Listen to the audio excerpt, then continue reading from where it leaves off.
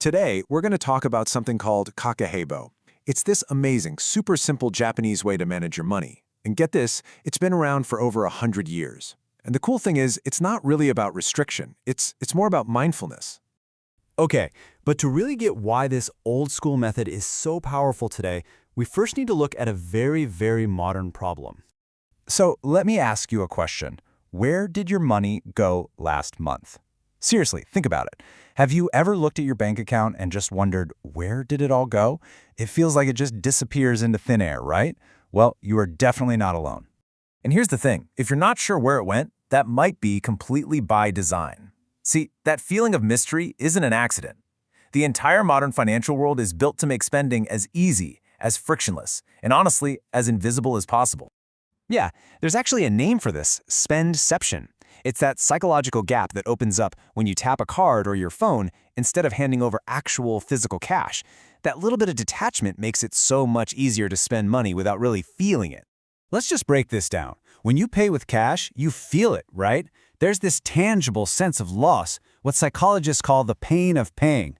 It forces you to pause and think for just a second.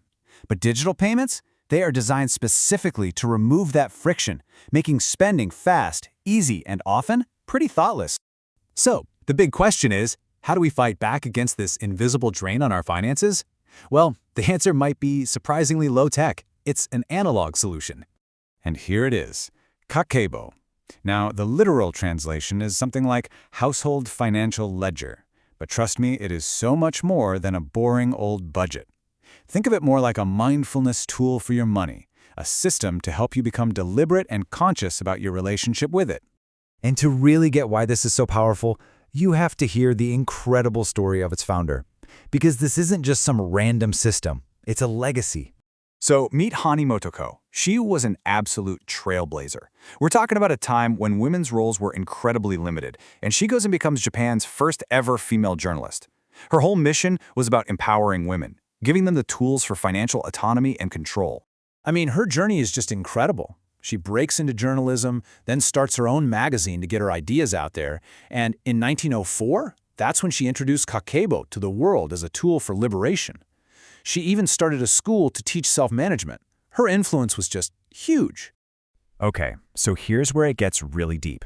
To get Kakeibo, you gotta realize it's not just about tracking numbers. No, it's built on these really profound Japanese philosophies that completely reframe how you think about money and about life itself.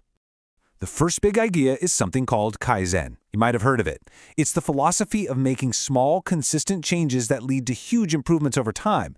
So instead of, making some drastic, painful budget cut that you'll just give up on in a week, Kakeibo is all about finding tiny, daily ways to get better.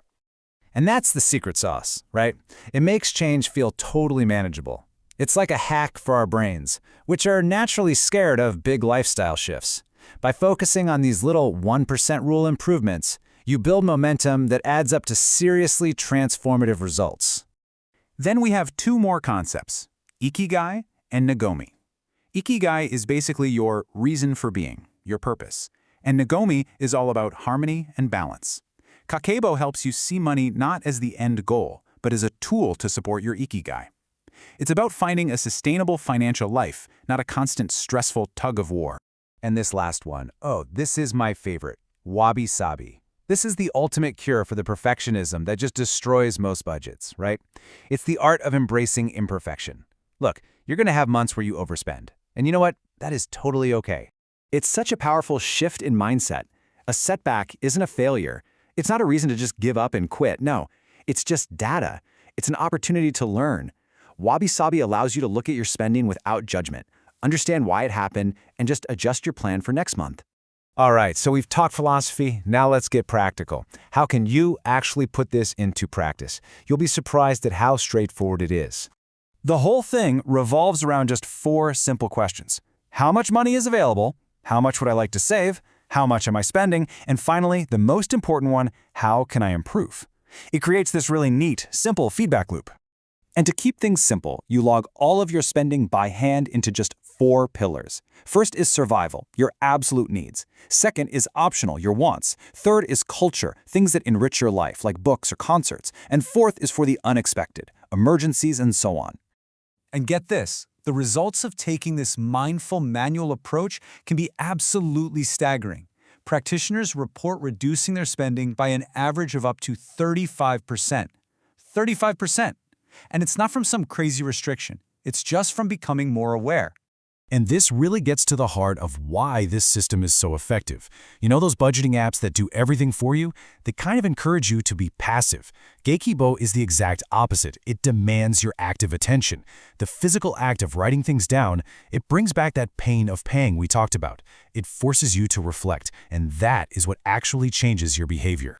So after looking at all of this, the history, the philosophy, the practice, what's the ultimate takeaway here? Well, that brings us to the real bottom line. The goal of Kakeibo isn't just about saving more money. It's about fundamentally transforming your relationship with it. It turns budgeting, this thing most of us dread, into a mindful ritual of self-discovery. So I'll just leave you with this final thought. We live in a world that is obsessed with making everything automated and effortless. But Kakeibo suggests a radical idea.